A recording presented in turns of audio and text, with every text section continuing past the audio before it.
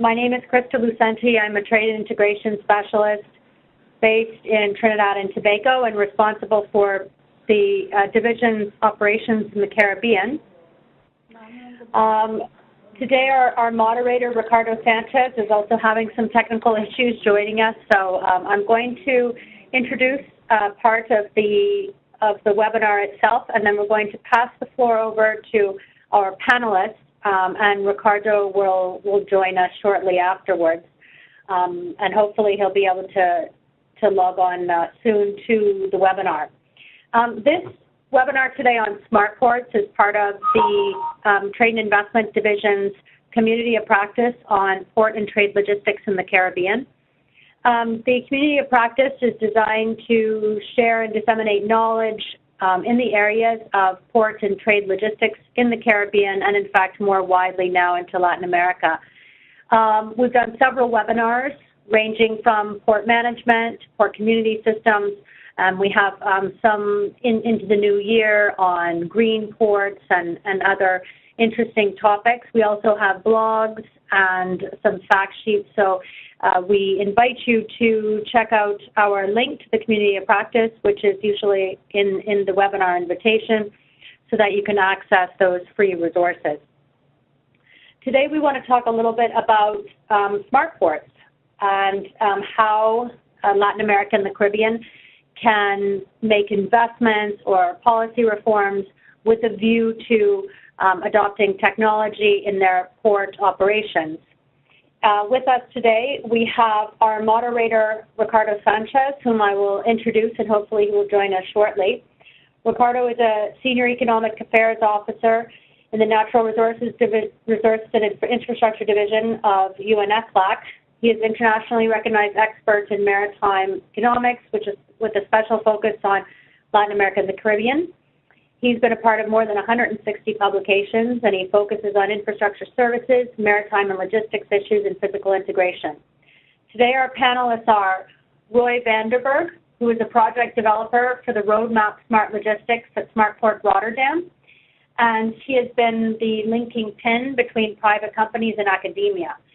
Between 2008 and 2015, he worked as business manager logistics at the Port of Rotterdam Authority, and he also completed his PhD on strategies and new business models in intermodal interland transport.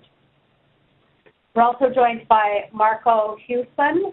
He's the director of Cofano Software Solutions, an ICT solution provider founded in 2011.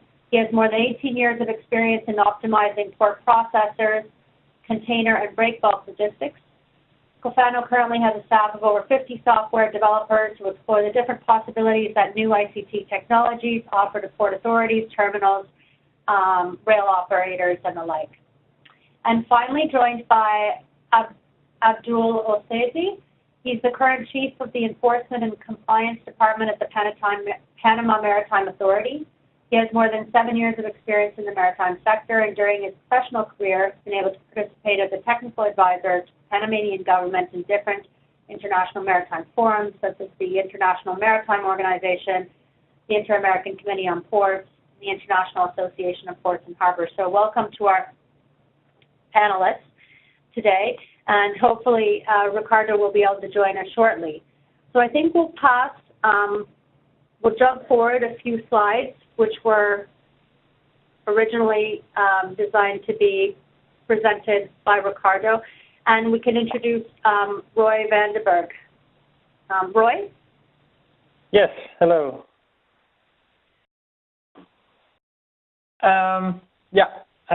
If I may speak a bit on Smartport Rotterdam.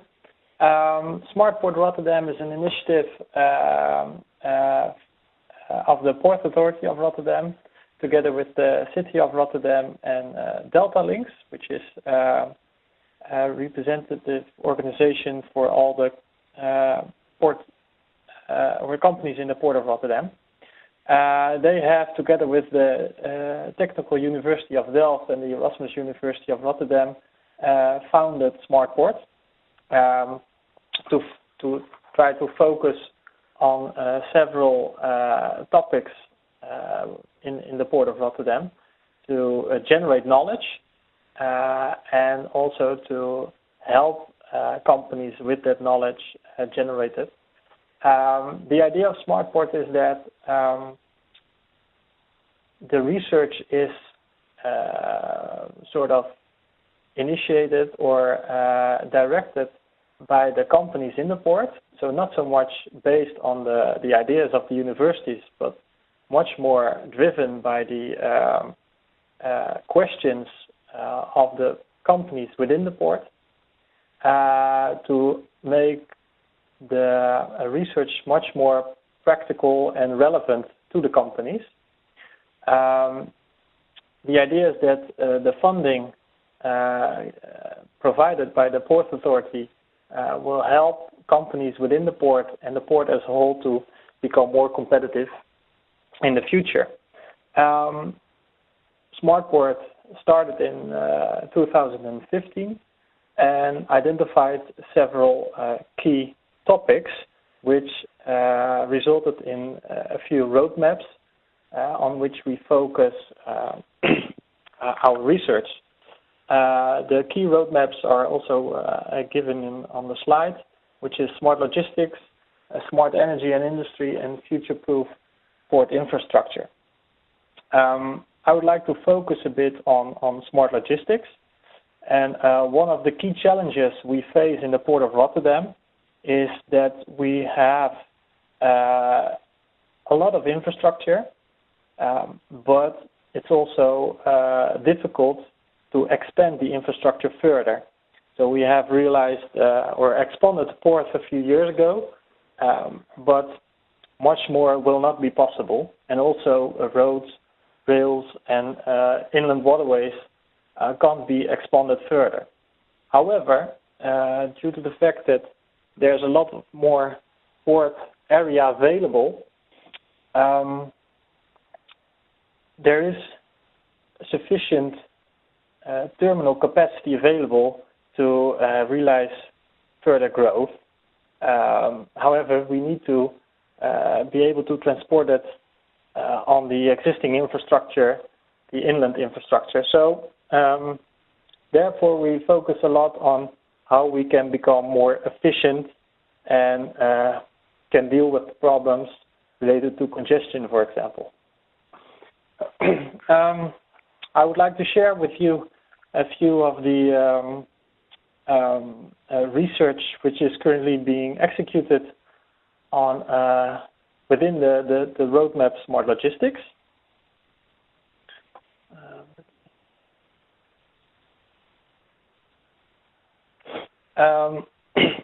One which I would like to mention is truck platooning, which actually means that you are able to drive a truck and then followed by a few other trucks which are automatically following the first truck. So there's no need for a driver to intervene. If the first truck stops, for example, the other trucks will automatically stop as well. So the idea is that you have, or you can better use the capacity of the roads. It's also safer because you will have less accidents on the roads, which also reduces congestion, of course. And it's also more sustainable because due to the fact that you drive close to each other, you need less fuel to drive at the same speed.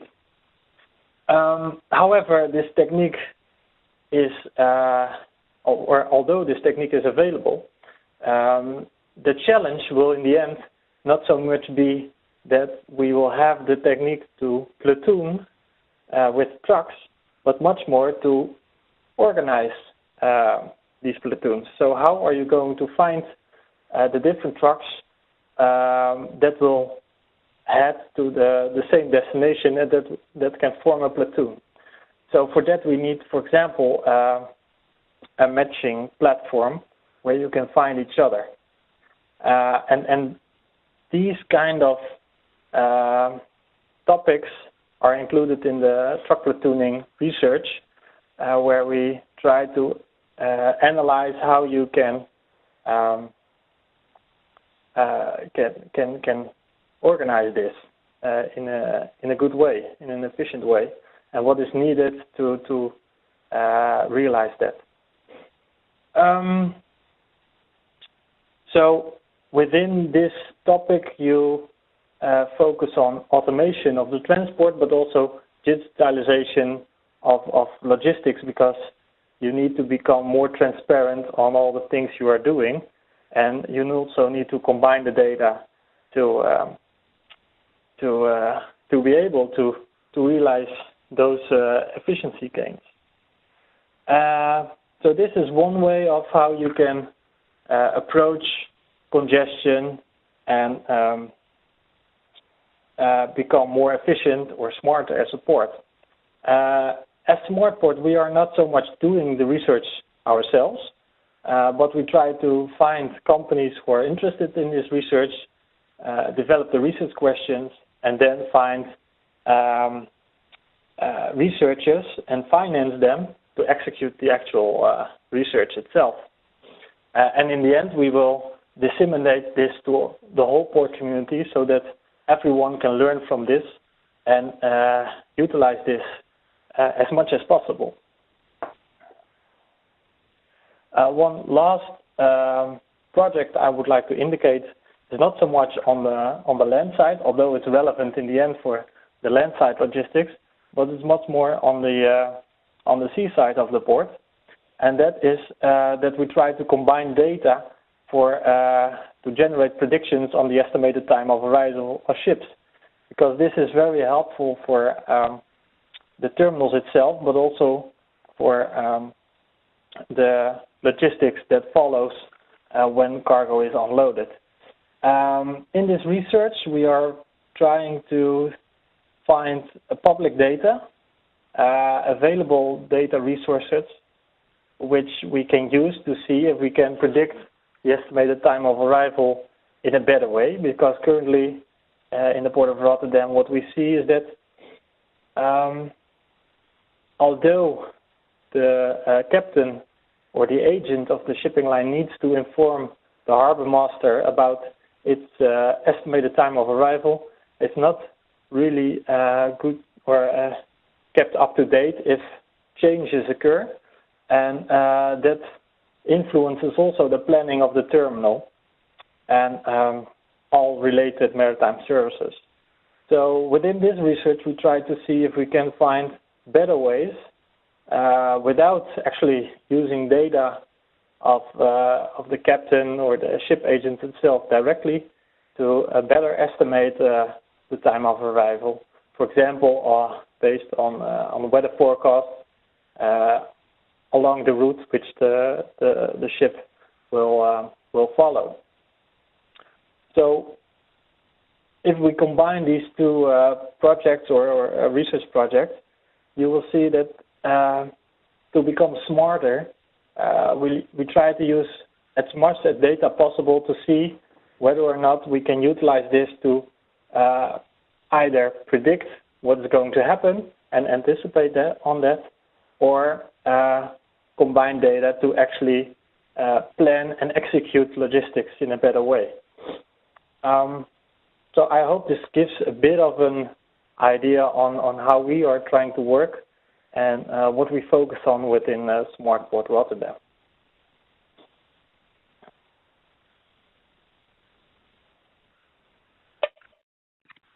This is Eric Feiju. It seems that we had Ricardo Sanchez joining us, but he seems to have dropped again. So I'm just gonna move along and then just give the floor to Marco Huisman, who will explain to us a few technologies that can be used as part of a Smart Port project. Thank you, Eric, for the introduction. Good evening or good day, everybody. If I look at the current companies who are involved in the port nowadays, that can be the terminals or the service providers within the port or the port authorities. the way technology is used is on a quite conservative or in some cases even an old-fashioned infrastructure. And I see a big tendency to cloud solutions. We see it all over the world, also in other industries, but it's also more applicable to the ports. And the example I want to share with you is that nowadays cloud solutions are even available for running a terminal. And these services include the complete hosting of the application, the server management, and the backup for the whole application. And within the operation, the operators, the crane drivers, people in the field or on the terminal are equipped with tablets, and they can run the instructions they get from the application from the tablets or even smartphones.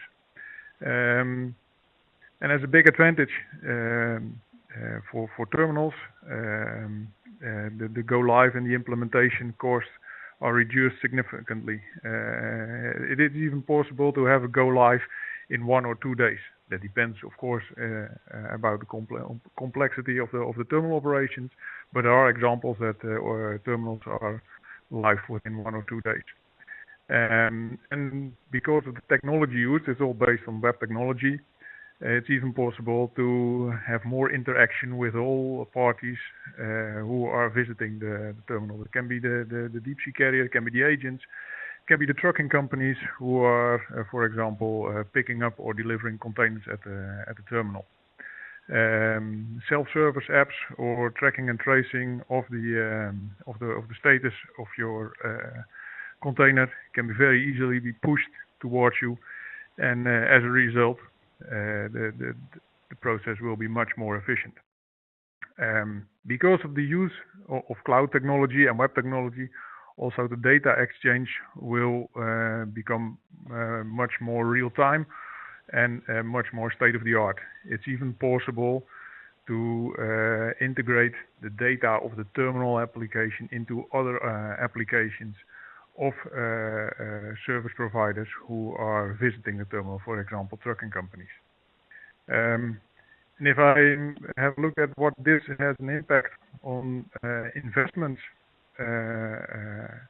then if you take, for example, the return on investment, these services are offered much more, or as we are already used of using Google, Gmail or other web applications, they are offered as a service. And that means that big investments are not required anymore, but the solution is offered as a software as a service with a fixed monthly fee, and for example, a 1-year contract, and with a 6-month notice. So even if the implementation will fail or you are not the application is not performing according to the specifications, you can it cannot be a big disinvestment, but the damage can only be the contract for 1 year or 6 months. And I think this will have a much impact on port efficiency and port optimization within the future. The next example, what I would like to emphasize is, wait, that's one too far.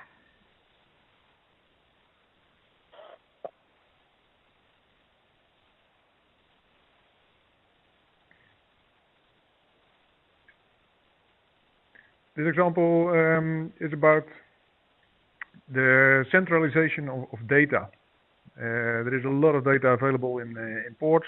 There are a lot of service providers within the port, and there are a lot of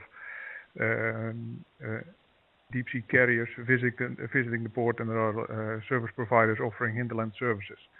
The slide shows you an example of the port of Rotterdam and its service Navigate. In this service, all schedules of deep sea carriers Rail operators are centralized. All the data is gathered, and smart algorithms are used to give an orientation of the services you want to use. So if you, for example, want orientate on a service from Rotterdam to Panama, you just key in the city of departure, the city of destination, and you ask the navigate service, give me all the possible services.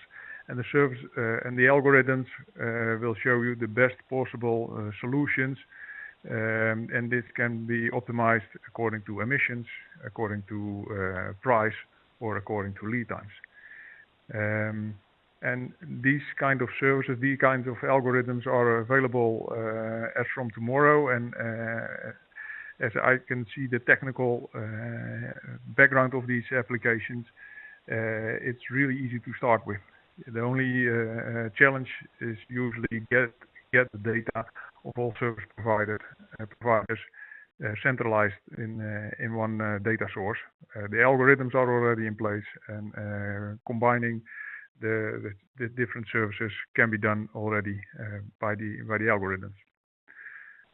The last example I would like to share with you is we all know that in other industries, the Ubers, the Lyft, the Airbnbs, and the Booking.coms are already disrupting the markets.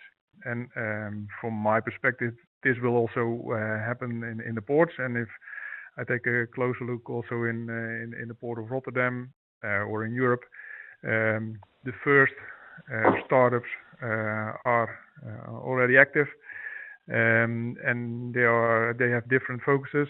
For example, the reuse of empty equipment.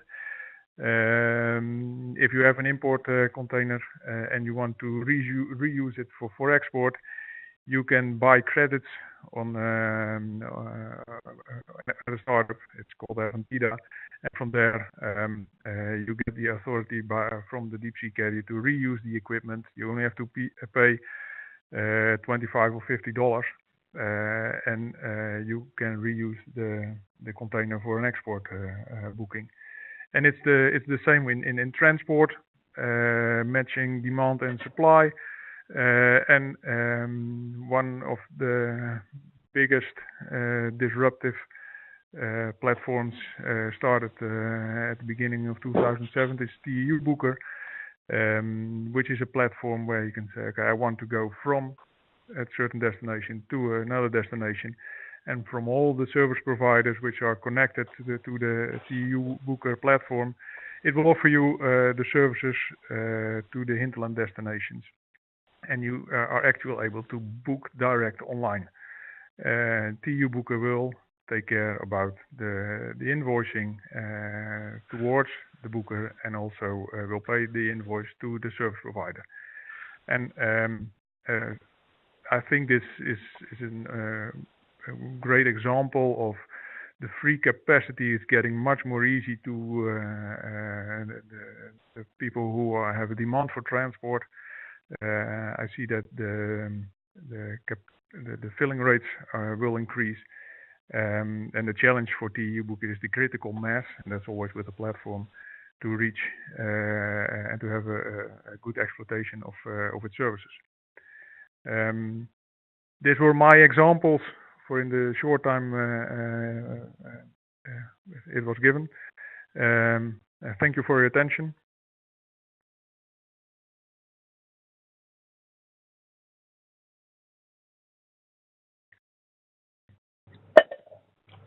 Thank you very much. I'm Ricardo Sanchez and Eliana Perleta here in Santiago. I'm really so sorry because we had a lot of technical problems for connecting with you. I hope you are hearing us right now.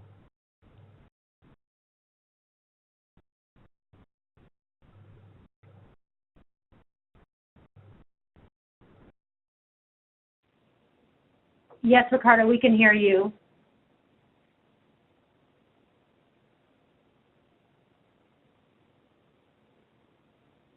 shall we proceed with the next speaker, Mr. Osese?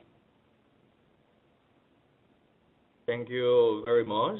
Good afternoon to all, and thank you for the invitation for participating of this webinar, and also congratulations to IDB for organizing it. After having seen the presentations made by Roy and Marco, I think we're all clear of the great changes that the industry of the maritime and port sector is currently undergoing, and of the great need and responsibility that we all have as countries to take actions that guarantee the future of our ports.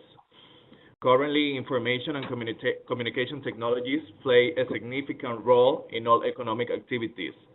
The maritime and port sector is no stranger to this reality, as these technologies have been fundamental in the development and modernization of ports worldwide.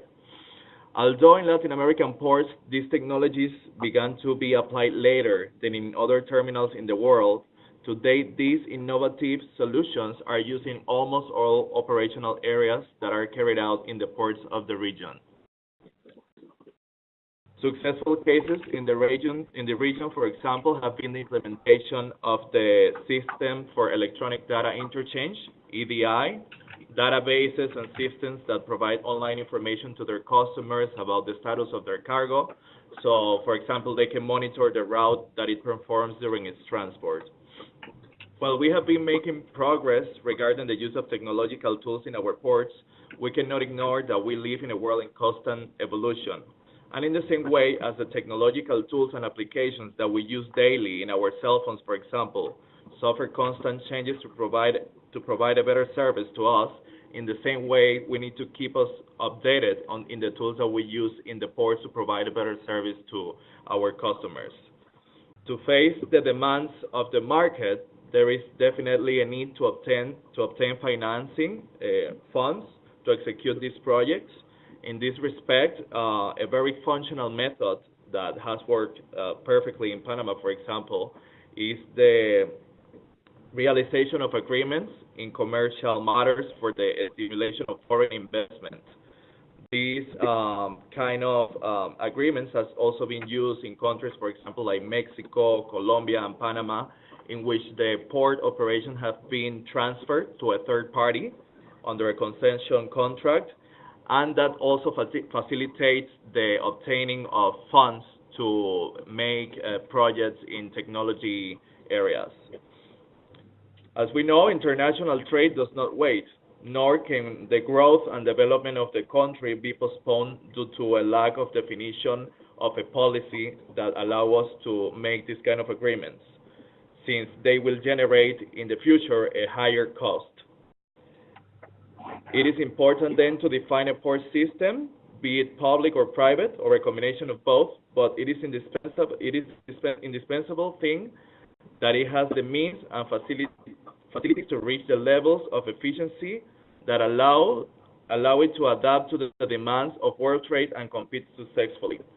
One of the technological tools that must have catch the attention on the port industry due to the versatility of its function is, for example, the use of drones. The drones can be used at the port's surveillance systems, which can incorporate thermal cameras and sensors to improve the safety of maritime operations within the port area. In the same way, they can be used for the detection and control of pollutants that are expelled to the atmosphere and to the sea. In Panama, for example, we have had cases in which drones have helped us to detect those responsible for acts of contamination, thanks to their quick, easy, and economical operation. If we compare them with the traditional methods, which to do the same job, we will need to, for example, use a speedboat to go into the area to detect the contamination. We need to hire technical staff to manage the speedboat. Also, it represents a higher risk on the ocean, and also the fuel cost that this will carry out in order to do the operation. Similarly, there are companies in Panama interested in providing delivery services to ships through the use of drones, which speed up the provision of the service, but since we don't have to wait until the ships gets to the dock of the port. or not having the need to make the delivery on the boat also. Another technological application that can be implemented in our ports is the use of robotic cargo handling cranes. Based on some studies, it is estimated that the use of robotic cargo handling technology can reduce the amount of time that the ships spend in the port and improve the productivity in 30%. If the process of unloading containers is handled by software and office workers remotely control the cranes over the computers, this automation can not only make this process faster and safer, but also at a lower cost.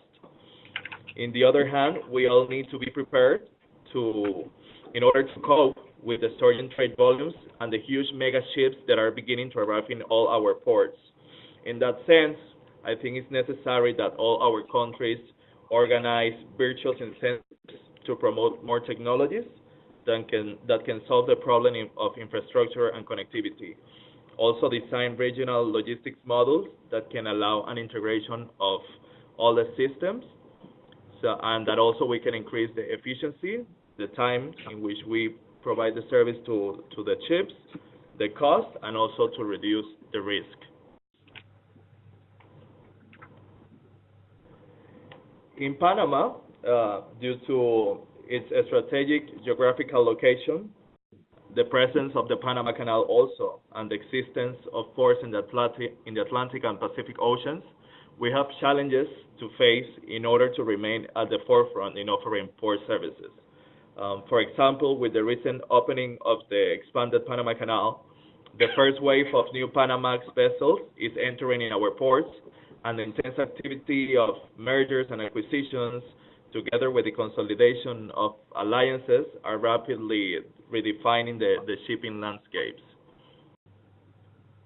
In this regard, Panamanian ports are contemplating upgrading and modernization projects to expand their container yards, acquire new Panamax cranes, and increase the draft in the navigation channels in order to increase their productivity and prepare to meet new generation of new Panamax ships under construction.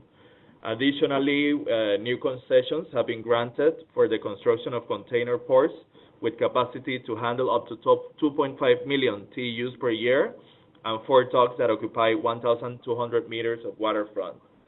The current challenge for us is to accommodate the new generation of container ships that will start to arrive in our ports in the next years.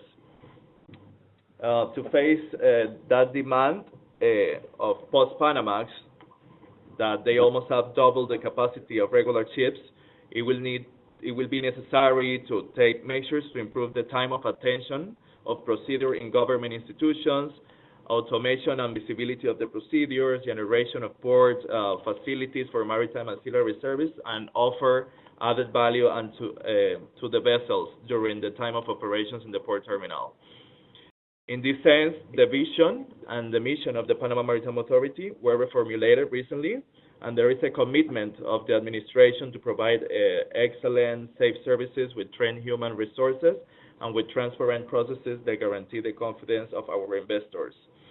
In another aspect, our logistic cabinet and our national strategy are also focused on the integration of a tool to include logistics operators, rail operators, short sea shipping providers, and inland waterways operators to offer quality data to the interested parties.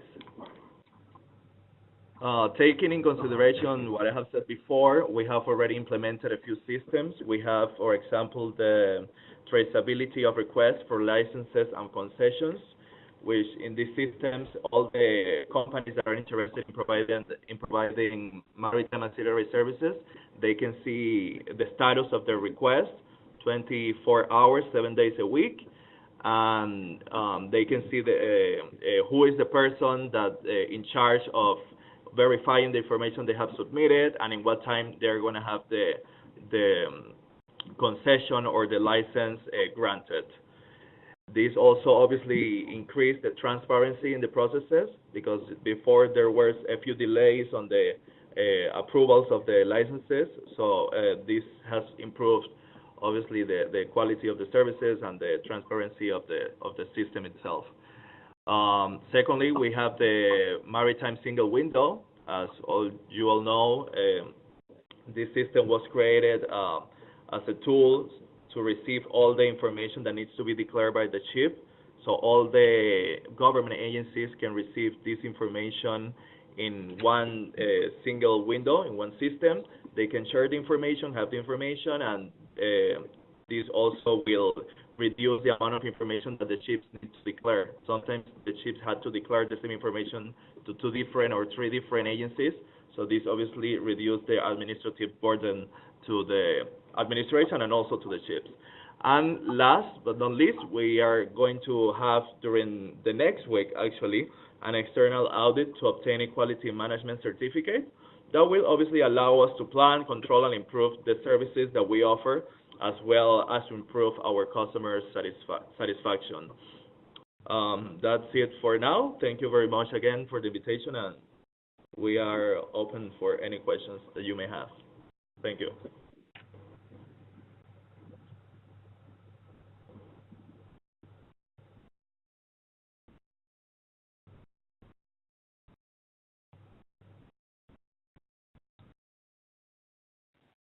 Ricardo, are you there to moderate the question and answer period?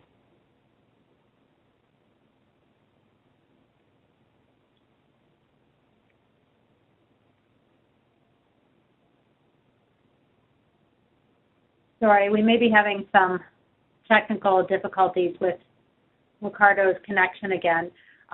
While we're waiting for that, I'd just like to pose a few questions to our panelists.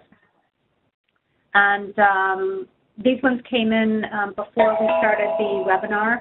And so some of them are for Roy or for Marco or for Abdul, but of course feel free to answer them as you, if you want to jump in, that is, then please go ahead. Ricardo, are you there now? Yes, do you hear me? Yes, we can. Okay, thank you very much. Let me reconnect with my approach, our approach to the very important issue that is smart ports. And clearly, in our vision, we have a strong relationship between smart ports and our matrix of the future. As you can see, the matrix of the future of ports in our vision is mainly led by the change and innovation. Then under this umbrella of change and innovation, we have identified 6 main areas of challenges for the future of ports. The first one is the cultural change and the environmental and climate change, or the fighting. We are fighting against the climate change effects. The third area of challenges regarding the future of ports is governance change. And the fourth one is the changes in the area of the geographical and territorial vision of ports, the connection between ports and hinterland and forelands. But at the same time, the fifth one is the commercial change, because in our vision, ports are embedded in a new business context that we can see new trends, we can see a broad scope of port business. And finally, the sixth one is the technological change. Then when we are talking about innovation and change, we are worried because normally innovation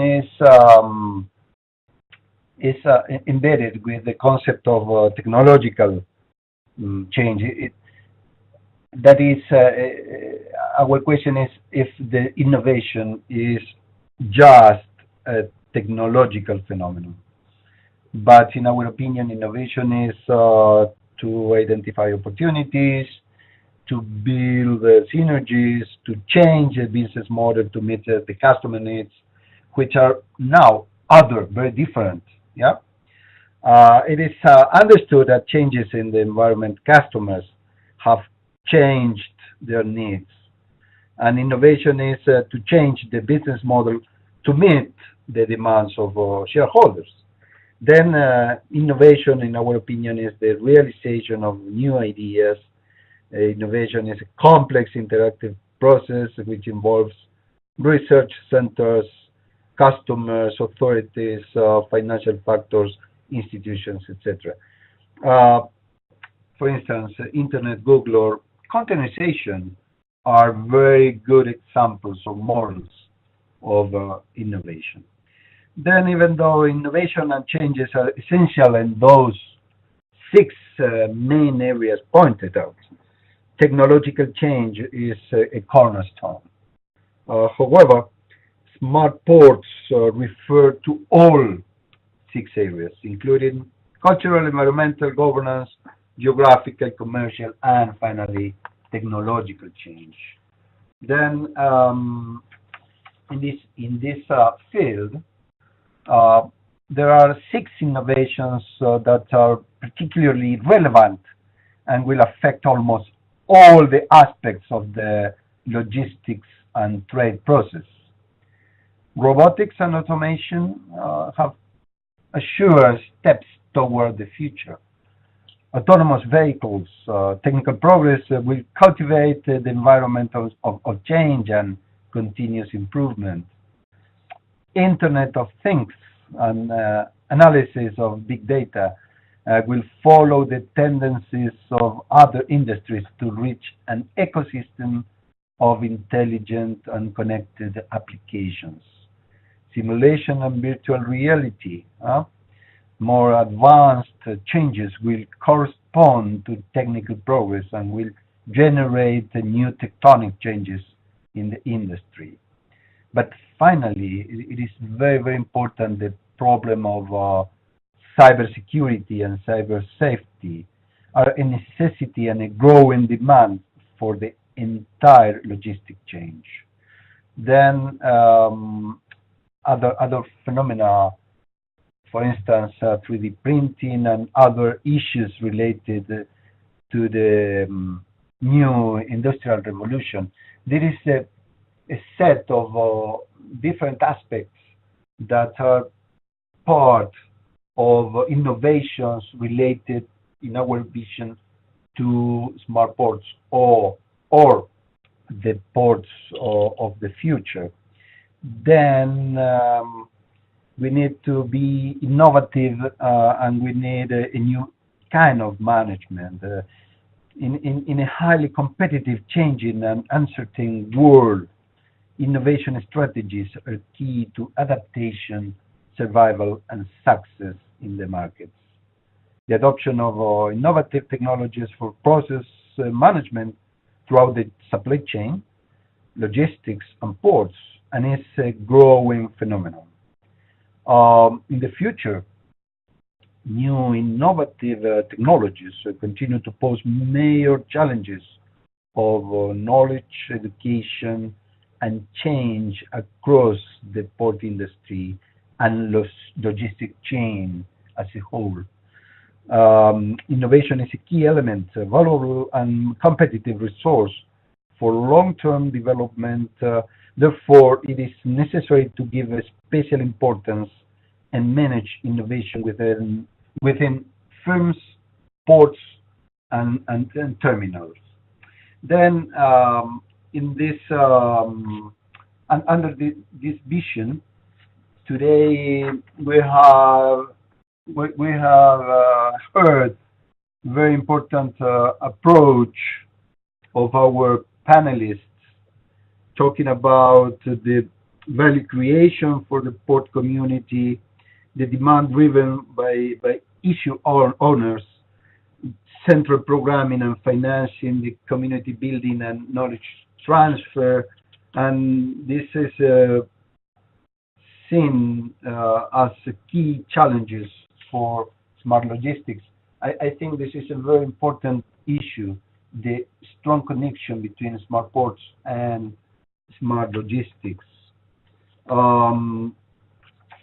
Secondly, we heard about web technology to bring terminal operations to the next level.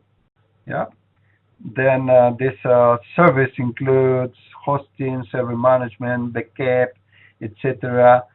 And I want to connect this very important issue to the cybersecurity and cyber safety issues, because we have seen during this year very important problems, serious problems related to cybersecurity and cyber safety. And I think it is very, very interesting that the presentation of Marco talking about the matching demand and supply of transport, the matching import and export, the reuse of equipment, etc.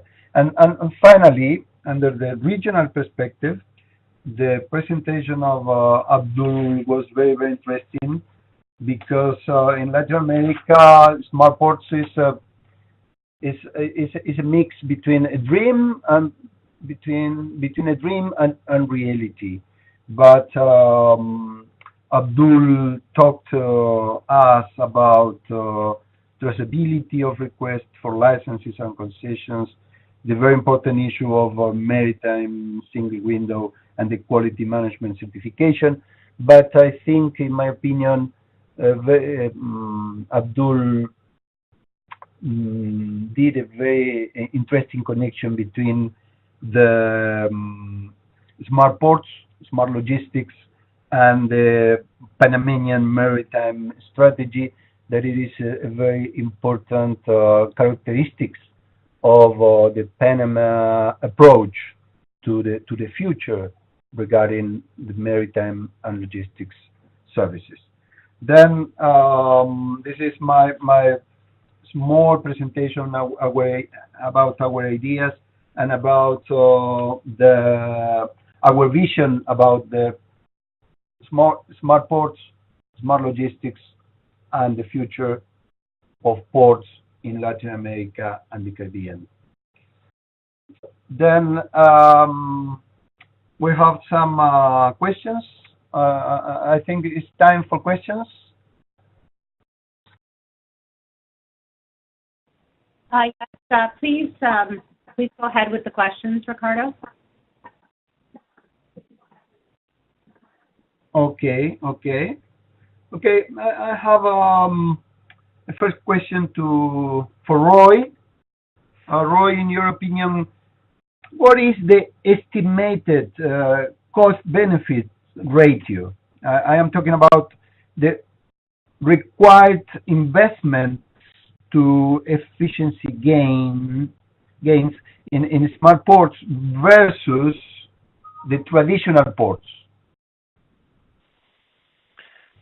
Well, I think that's a very difficult question to answer, because it depends on the availability of the infrastructure, and not so much the key walls and the roads and all that, but on the level of IT, and probably also Marco can add on that a bit. But I think what you see in general, there's already efficient operations in ports as much as possible, because everyone tries to cut costs and operate in an efficient way. But if you can add an IT level to become sort of smarter, there's much more efficiency gains to be realized. And if what you see in Rotterdam, for example, there are a lot of legacy systems. So with regards to IT, so it's probably very the investments are probably a bit larger in Rotterdam to realize more efficiency gains through better IT and to become smarter. So if you have no legacy systems or a lot less, then it's probably a bit cheaper to make a bigger step and to become a lot smarter in that respect and operate more efficient. So yeah, it depends on the situation, I guess, per port on how that ratio is. Maybe I may add to that, Roy, because I fully agree with you. Thank you very much. And I think it's much more the legacy of replacing the old systems than it's the investment to new technology, because the new technology is much more offered as a service, as I already indicated. And within 1 or 2 years, the investment will be earned back, and maybe faster.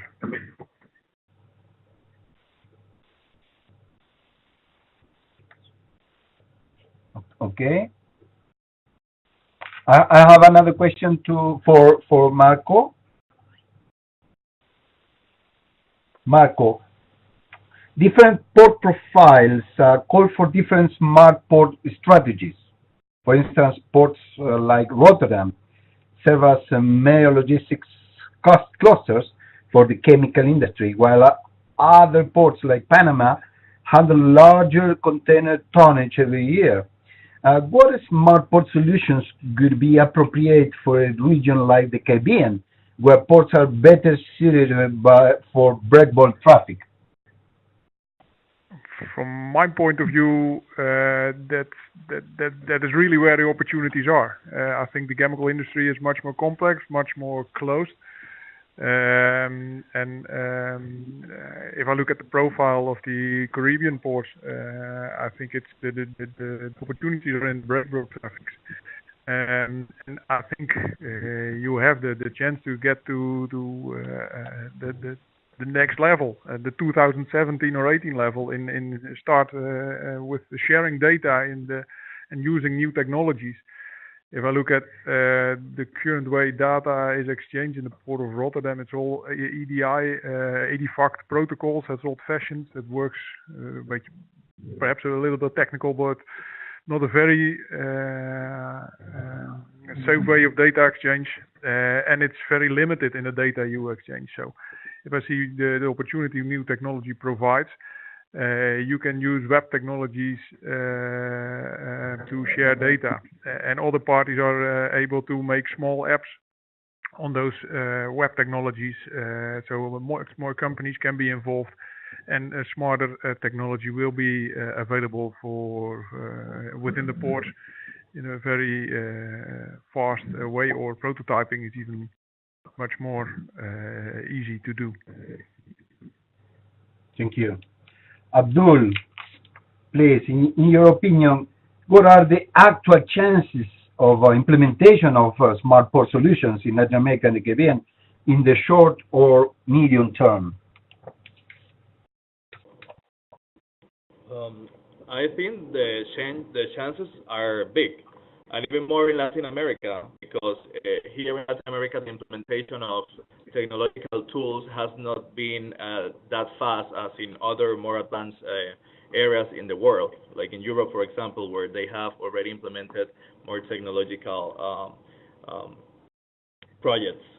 I consider that if the countries have a good legal background that allow them to invest or to bring external investment to fund these smart technology projects, there will be a big chance in Latin America to implement new smart technologies in the port and in the transport system to obviously increase efficiency and to provide a better and quality service to our customers. The idea is to start with something, I think we are still all learning about this. This is a brand new topic for everyone. We're all looking for new ideas on how to implement better systems to provide a better service. But it is ideal for us to start with something, start planning, making new ideas, and try to execute them in the best way possible, having obviously the best strategies possible to get the best results in the implementation of these tools. Thank you. Okay, thank you very much. I have one question for each of you guys, but in the meantime, the public, our audience, could submit your questions using the chat, please. Then, Roy, many countries in Latin America and the Caribbean have limited resources to invest in infrastructure. What would your recommendations be for cost-effective solutions to increase technology adoptions in ports? Well, if you could apply the already existing knowledge or as Marco also indicated, software which is offered as a service, then it might be possible to utilize the infrastructure much more efficient, so without the need to build more infrastructure. As indicated before, that's also a bit on what we try to do in Rotterdam. We have a lot of infrastructure, but it's difficult to build more and very expensive also in Rotterdam. So what we want to do is to try to use that much more efficient, or to sort of increase the capacity of the infrastructure by using that in a better way. So I think that is what other ports in all over the world could probably try to do as well.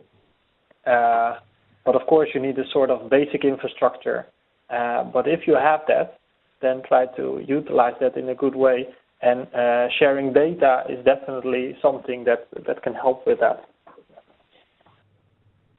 Okay, thank you very much. Marco, what is the necessary regulatory framework to support technology adoption? That's a challenging question. Yeah. What from my perspective, what I would like to advise is that regulation should make possible that you can try new technology, for example, paperless transport and the custom regulations. Sometimes the customs is a very big hiccup in the whole supply chain. But if you start improving that by data exchange or start experimenting with technology to improve those processes, that is what regulations can maybe an exception for a certain period. And also regulation should make possible that you can start pilots for example, what Roy was mentioning with platooning, but start to become to get emotion and start to try besides investigation, also try it in reality. And from the seeing, people will believe, and from the belief and the errors you can learn. And I think regulation should also focus more on that. Okay, Abdul, I have two questions for you. You presented three systems, but are the systems connected together? And the second question is about the use of drones. Could you please tell us more about projects using unmanned aerial systems, drones? Hi. Yes. The projects that I presented, they work separately, but all the users, for example, the ports, they all have access to the same systems. But we still don't have an integration system that can control the three of them together. So the traceability, yes, the ports have access to them. They can see the information. And also the maritime single window, they can also access, but not in one same integration system. These two projects are brand new, so we are still working on that. The same thing is with the drones. The drones would be something very interesting to implement here. We already have a few companies that have been interested in providing the service in Panama. So we're making the studies to go forward or towards that direction to try to provide that maritime service to the ships where we can deliver some technical tools or cargo that they need like urgently to deliver it through the use of drones. So basically, this is like our vision of what we would like to implement, like in the medium term. Thank you. Okay, thank you very much. I think this session was really, really very interesting. I want to say again our apologies because of technical problems for connecting to the webinar. And thank you very much for your participation. And I think, Krista, the room is yours for the end of our session today.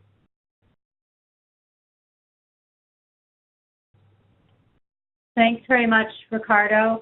I believe we had one more question. I'm not sure that we did pose it. It was about the maritime single window from Mr. Balani. I don't think we posed that one. The question is for you, Abdul. How does the maritime single window work to facilitate items that require special permits for imports and exports, for example, agricultural products or livestock?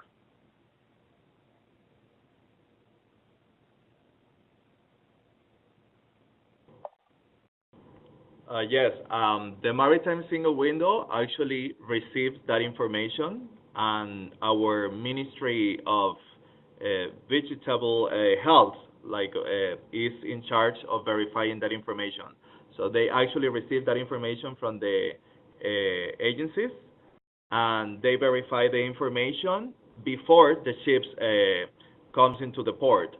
So by reviewing this information and verifying that there is no risk on the vegetables or the plants that they're bringing in the ship in advance, there is no need to go onto the ship and to take longer or to take the ship to the dock to verify that. So it actually makes faster the process. So if there is a need to go and verify something, it's going to be faster than actually having to do it as it was done before, that everything was done printed and they had to go to the ship to get the papers from the captain, and after that process, then verify. Now they do it in the contrary. Like they receive the information first, and after they just go and verify even more faster. So it does reduce the time that the ship is in the port, and the service that is provided to the ship is better. It has improved, and we have received a good comments from the industry in general, that they think that there has been an improvement, and it's little by little. The maritime single window that was released 1 month and a half ago on the 24th of September.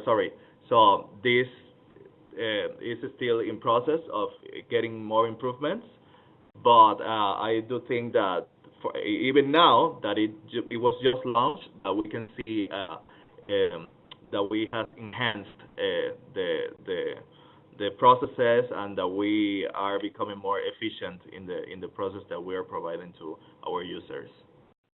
Thank you. That's great news. Thanks, Abdul. Well, I think that's all for today. I'd like to thank our moderator, Ricardo Sanchez, along with our panelists, Roy, Marco, and Abdul, for joining us here today. The the audio file recording will be shared with you along with a copy of the PowerPoint presentation. Eric will circulate that to you sometime next week, and of course, along with the link to our community of practice. We'll be hosting another community of practice in the new year, and so we'll certainly be in touch. Thanks to everyone for joining us today. Thank you.